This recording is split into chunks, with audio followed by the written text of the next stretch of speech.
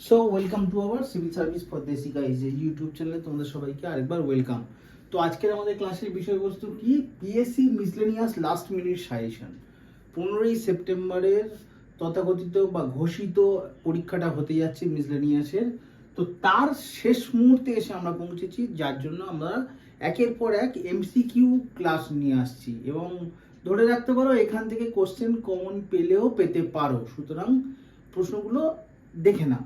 আর একটা কথা ক্লাসের শুরুতে বলে রাখি, আমি একটা বা দুটো কোশ্চেন যখন করাচ্ছি সঙ্গে তোমাদের কিন্তু আরও এর যা রিলেটেড কোশ্চেন হতে পারে সেগুলো তোমাদের কাছ থেকে এক্সপেক্ট করছি কমেন্টের মাধ্যমে। বাট তোমরা অনেকেই কমেন্ট করছো ঠিকই, অনেকে করছো না। আশা করব তোমাদের অ্যাক্টিভ পার্টিসিপেশনটাও আমাদের মোটিভেট করার জন্য খুব উপকারী। তো তোমরা চেষ্টা করো সেগুলোরও উত্তর দেওয়া, তাহলে কি হবে, তোমাদের প্র্যাকটিসটাও ভালো হবে, আমরাও মোটিভেশন পাবো। তো কোশ্চেন নাম্বার 1 দেখো কি বলছে। Which of the following region of our country is known as a hotspot of biodiversity? ভারতবর্ষের কোন রিজিয়নগুলোকে মেনলি আমরা হটস্পট, বায়োডাইভার্সিটির হটস্পট হিসেবে চিহ্নিত করে থাকি? অপশনগুলো দেখো, এ থর ডিজার্ট, বি ওয়েস্টার্ন ঘাট, সি ইস্টার্ন ঘাট এবং ডি হচ্ছে ডেকান প্লেটু। তো এর সঠিক অ্যান্সার হচ্ছে ওয়েস্টার্ন ঘাট। ওয়েস্টার্ন ঘাট হচ্ছে আমাদের হটস্পট অফ বায়োডাইভার্সিটি। এখন এই চারটে অপশনের মধ্যে তো আমি ওয়েস্টার্ন ঘাটটাকে আইডেন্টিফাই করে দিলাম, বাট আরও ভারতবর্ষের চারটে জায়গাকে হটস্পট অফ বায়োডাইভার্সিটি হিসেবে চিহ্নিত করা হয়ে থাকে। বাকি যে তিনটে জায়গা, সেই তিনটে জায়গা কিন্তু তোমরা কমেন্টে জানাবে। 1 নম্বর। 2 নম্বর, এখান থেকে আরেকটা কোশ্চেন আসতে পারে যে হটস্পট অফ বায়োডাইভার্সিটি বলতে আমরা কোন জায়গাগুলোকে বুঝি, মানে কেন তাদেরকে হটস্পট অফ বায়োডাইভার্সিটি বলা হয়, সেটার কারণ তোমরা কমেন্ট করবে। দেন ইস্টার্ন ঘাট এবং ওয়েস্টার্ন ঘাট দুটোই যখন অপশানে পেলাম, তো তাদের যে মিলনস্থল, মেনলি ইস্টার্ন ঘাট আর ওয়েস্টার্ন ঘাট কোন জায়গাটাতে মিট করে, সেটা পরীক্ষায় বহুবার আসে, সেটা তোমরা কমেন্ট করে জানাবে। দেন কোশ্চেন নাম্বার 2তে এসো। Wind velocity is measured by.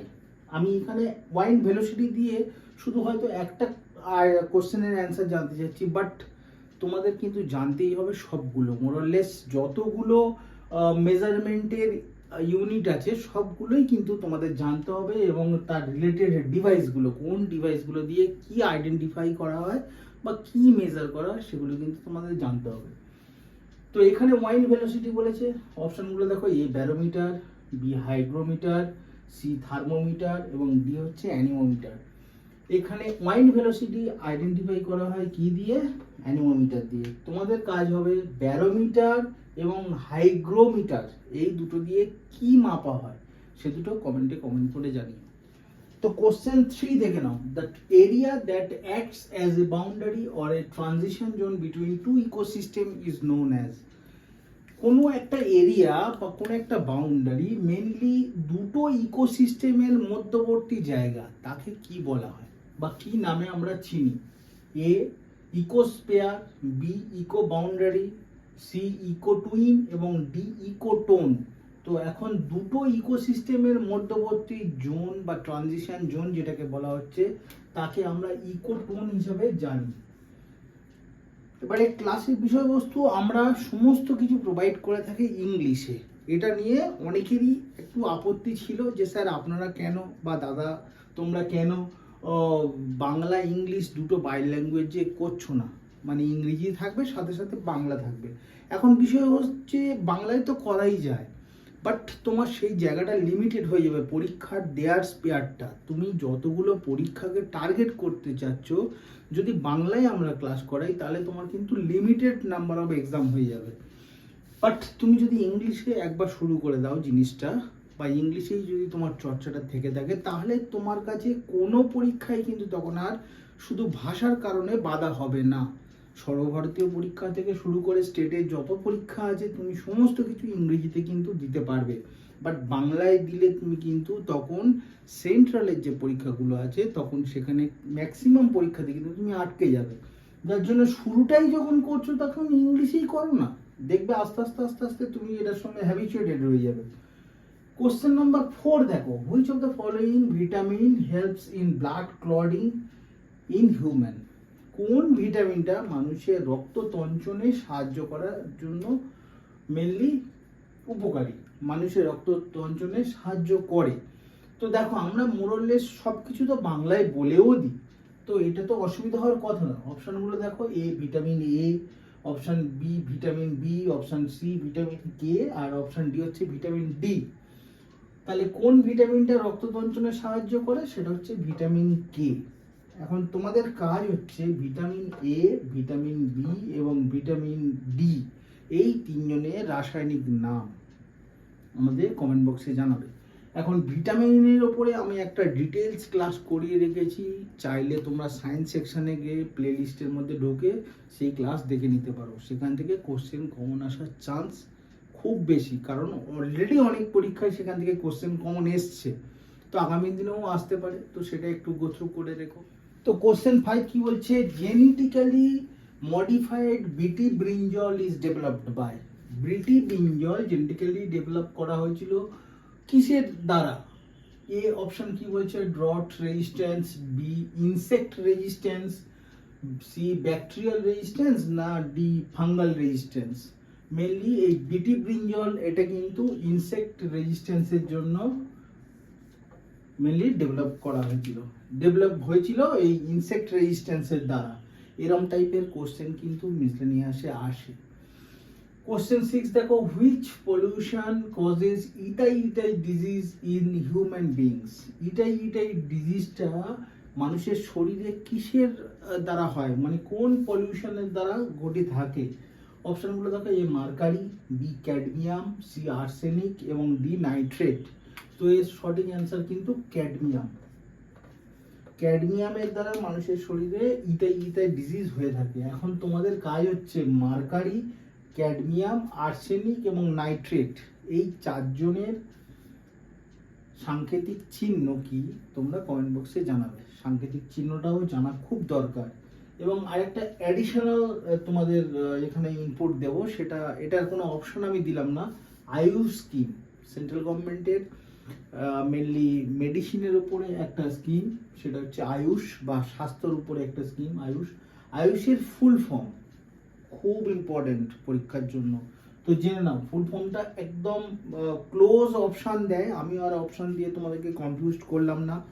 পরীক্ষায় কিন্তু খুব ক্লোজ অপশান দেয়, মানে দুটো অপশনের মধ্যে এতটাই সূক্ষ্ম একটা পার্থক্য থাকবে তুমি ধরতেই পারবে না, সুতরাং একদম মুখস্থ করে নাও। আয়ুর্বেদা, যোগা, ন্যাচারোপ্যাথি, ইউনানি, সিদ্ধা এবং হোমিওপ্যাথি। আমি আরেকবার বলে দিচ্ছি, আয়ুষের ফুল ফর্ম হচ্ছে আয়ুর্বেদা, যোগা, ন্যাচারোপ্যাথি, ইউনানি, সিদ্ধা এবং হোমিওপ্যাথি। আবারও বলছি, অপশান কিন্তু পরীক্ষায় খুব ক্লোজ দেয়, একদম মুখস্থ করে নাও আয়ুষের ফুল ফর্মটা। দেখো, কোশ্চেন কঠিন আমরা কখন বলে থাকি যে কোশ্চেন খুব কঠিন হয়েছে বা টাফ হয়েছে? মেনলি যখন কোশ্চেনের মধ্যে ঘোরন ফেরন আসে, মানে ট্রিকি টাইপের যখন কোশ্চেন হয়ে যায়, সহজে যখন আমরা আইডেন্টিফাই করতে পারি না কোনো কোশ্চেনকে, তখন আমরা সচরাচর বলে থাকি কোশ্চেন টাফ হয়েছে বা কঠিন হয়েছে। ঠিক এই কোশ্চেনটা দেখো, question 7, who appoints the vice chairman of NITI Aayog. নীতি আয়োগের ভাইস চেয়ারম্যানকে কে নিযুক্ত করে থাকে? এখন ব্যাপার হচ্ছে, অপশানগুলো দেখলে তুমি বুঝতে পারবে যে এটা কিন্তু খুব সোজা কোশ্চেন না। যদি অপশানগুলো ডাইরেক্ট হিট করা থাকতো তাহলে কিন্তু আইডেন্টিফাই করা খুব ইজি হতো। তো who appoints the vice chairman of NITI Aayog. নীতি আয়োগের ভাইস চেয়ারম্যানকে কে নিয়োগ করে থাকেন? Option A president, option B the prime minister, option C the vice president, আর অপশান ডি হচ্ছে দ্য স্পিকার অফ লোকসভা। এই চারজনের মধ্যে কে ভাইস চেয়ারম্যানকে নিয়োগ করে থাকে নীতি আয়োগের ক্ষেত্রে? তো এর সঠিক অ্যান্সার কিন্তু chairman of NITI Aayog. Chairman of NITI Aayog vice chairman of নীতি আয়োগকে নিয়োগ করে থাকে। এখন চেয়ারম্যান অফ নীতি আয়োগ কে? না, ভারতবর্ষের পদাধিকার বলে কিন্তু প্রাইম মিনিস্টার, আমাদের দেশের প্রধানমন্ত্রী যিনি থাকেন, অ্যাক্টিং প্রাইম মিনিস্টার যিনি থাকেন, তিনি কিন্তু তার ক্ষমতা বলে নীতি আয়োগের চেয়ারম্যানশিপ হোল্ড করে থাকেন। সুতরাং বুঝতেই পারছো তারই পাওয়ার আছে একজন ভাইস চেয়ারম্যানকে নিয়োগ করা। সুতরাং এখানে সঠিক অ্যান্সার হবে the prime minister. The prime minister appointment করে থাকেন কাকে? ভাইস চেয়ারম্যান অফ নীতি আয়োগকে। কোশ্চেনটা কিন্তু খুব ট্রিকি এবং আসে। কোশ্চেন নাম্বার 8 দেখো, in which article of the constitution is there the provision of public service commission for the union and the state? PSC করছো, পিএসসির পরীক্ষা দিয়ে যাচ্ছ, পিএসসিটা কত নম্বর আর্টিকেলে মেনশন আছে সেটা জানবে না, হতে তো পারে না। সুতরাং পাবলিক সার্ভিস কমিশনের কথা বলা আছে ইন্ডিয়ান আর্টিকেলে কোথায়? আর্টিকেল 340, আর্টিকেল 315, আর্টিকেল 328 না আর্টিকেল 238? এখানে সঠিক অ্যান্সার হচ্ছে আর্টিকেল 315-তে বলা আছে পাবলিক সার্ভিস কমিশনের কথা। সব আর্টিকেল তোমাকে মনে না রাখলেও কিছু ইম্পর্টেন্ট আর্টিকেল যেগুলো ঘুরিয়ে ফিরিয়ে পরীক্ষায় আসে সেগুলো কিন্তু তোমার মনে রাখতেই হবে। এবং তার জন্য ভারতীয় সংবিধানের যত রকম ইম্পর্টেন্ট আর্টিকেল আছে সেটার জন্য আমি একটা সেপারেট ভিডিও বানিয়ে রেখেছি, চাইলে তোমরা সেই ভিডিওটা দেখে নিও। সেখান থেকে সচরাচর পরীক্ষায় কোশ্চেন আসেই কমন, তো সেটাও তোমাদের কাজে লাগতে পারে। তো এই 9 নম্বর কোশ্চেনটা যাওয়ার আগে দেখো, কোশ্চেন কেন স্ট্র্যাটেজিকে ইম্পর্টেন্ট হয়ে যায়, তার কারণই হচ্ছে যেটা চর্চায় উঠে আসে না সেটা আবার পরীক্ষার জন্য কিন্তু ইম্পর্টেন্ট হয়। তোমরা রিসেন্ট শুনলে কয়েকদিন আগে সুপ্রিম কোর্টের একটা পর্যবেক্ষণ কিসের ব্যাপারে? রিজার্ভেশনের ব্যাপারে, এসসি এসটি রিজার্ভেশনের ব্যাপারে সুপ্রিম কোর্টের একটা যুগান্তকারী পর্যবেক্ষণ। তো সেই কারণে এই এসসি এসটির ব্যাপারটা এখন পরীক্ষার ক্ষেত্রে কিন্তু ইম্পর্টেন্ট। তো national commission for schedule caste, এটা ইন্ডিয়ান কনস্টিটিউশনে কত নম্বর আর্টিকেলে মেনশন করা আছে যে শিডিউল কাস্টদের জন্য যে ন্যাশনাল কমিশন আছে? অপশন দেখো, article 332, option B article 338, option C article 342 এবং অপশন ডি হচ্ছে আর্টিকেল 328। তো national commission for schedule caste এটা মেনশন করা আছে আর্টিকেল 338-এ। কোশ্চেন নাম্বার 10 দেখো, the headquarter of food and agriculture organization, যেটাকে আমরা সংক্ষেপে ফাও বলে জানি, তার হেডকোয়ার্টার কোথায় অবস্থিত? এখন ফাও এর জায়গায় অন্য কিছুও দিতে পারতো, আমি মেনলি তোমাদের জায়গাটা আইডেন্টিফাই করাচ্ছি যে আমি ফাও দিয়েছি বলে বাদবাকি ইন্টারন্যাশনাল অর্গানাইজেশনগুলোর হেডকোয়ার্টার তুমি জানবে না তা হতে পারে না। তো এর ইন্টারন্যাশনাল প্রত্যেকটা অর্গানাইজেশনের হেডকোয়ার্টার কোথায়, তার বর্তমানে হেড কে, আমি একটা আলাদা ক্লাস করেছি, সেটা দেখে নিও। এখন এখানকার উত্তরগুলো দেখা যাক। Option A Jakarta, option B the Hague, option C Geneva এবং অপশন ডি রোম।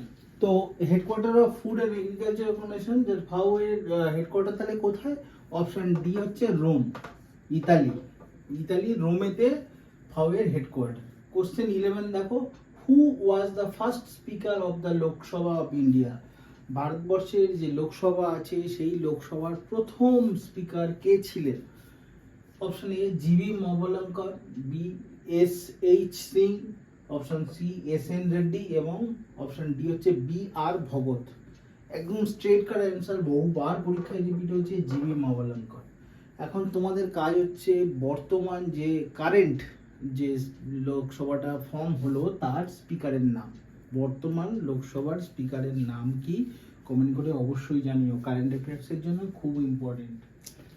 তো কোশ্চেন নাম্বার 12 দেখো, who is known as father of artificial intelligence? বারবার প্রত্যেকের মুখে কথায় কথায় আর্টিফিশিয়াল ইন্টেলিজেন্স উঠে আসছে এবং তার জনকের নাম না জানাটা অন্যায় হয়ে যাবে। Option A Alan Turing, option B John McCarthy, option C ব্লাইস্টিক পার্সন এবং অপশন ডি হচ্ছে ডারমাউথ। এর সঠিক অ্যান্সার হচ্ছে জন ম্যাকার্থি। ইনি হচ্ছেন আর্টিফিশিয়াল ইন্টেলিজেন্সের জনক।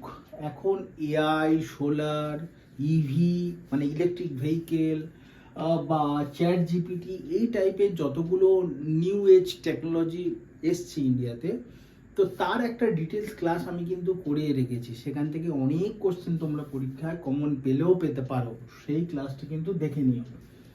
তো কোশ্চেন নাম্বার 13 দিয়ে আজকে ক্লাস শেষ করব। Sundarbans are which of the following types of forest? Sundarban কেমন টাইপের forest? Mangrove Sundarban. But option দেখো, কোথাও ম্যানগ্রোভ মেনশন করা নেই। কি আছে? Option A tropical dry deciduous forest, B alpine forest, C subtropical pine forest এবং D littoral or tidal forest. তো এর সঠিক অ্যান্সার হচ্ছে Sundarban, mainly tidal forest, littoral ফরেস্টের জন্য বিখ্যাত। তোমাদের কাজ সুন্দরবন কবে ওয়ার্ল্ড হেরিটেজ সাইট হিসাবে চিহ্নিত হয়েছে সেই সালটা আমাকে কমেন্টে জানানো, এবং কিসের জন্য সুন্দরবন ওয়ার্ল্ড হেরিটেজ সাইট ঘোষিত হয়। ইউনেস্কো ওয়ার্ল্ড হেরিটেজ সাইট আমাদের প্রিয় সুন্দরবন। তো চলো, দ্যাটস ইট। ক্লাস কেমন লাগলো তোমরা কমেন্ট করো, আর পরীক্ষার প্রিপারেশন খুব ভালো করে নাও, শরীরকে বাঁচিয়ে সুস্থ রেখে প্রিপারেশন নাও, কারণ শরীর যদি তোমার সুস্থ থাকে পরীক্ষা তোমার নিশ্চিন্তে ভালো হবে, কিন্তু বাই চান্স যদি তুমি অসুস্থ হয়ে পড়ো তোমার কিন্তু সব যাবে, পুরো প্রিপারেশনটাই তোমার জলাঞ্জলি হয়ে যাবে যদি শরীর খারাপ হয়ে যায়। সুতরাং শরীরের দিকে একটু খেয়াল রাখো আর পড়াশোনাটা কন্টিনিউ করো। চলো, টাটা।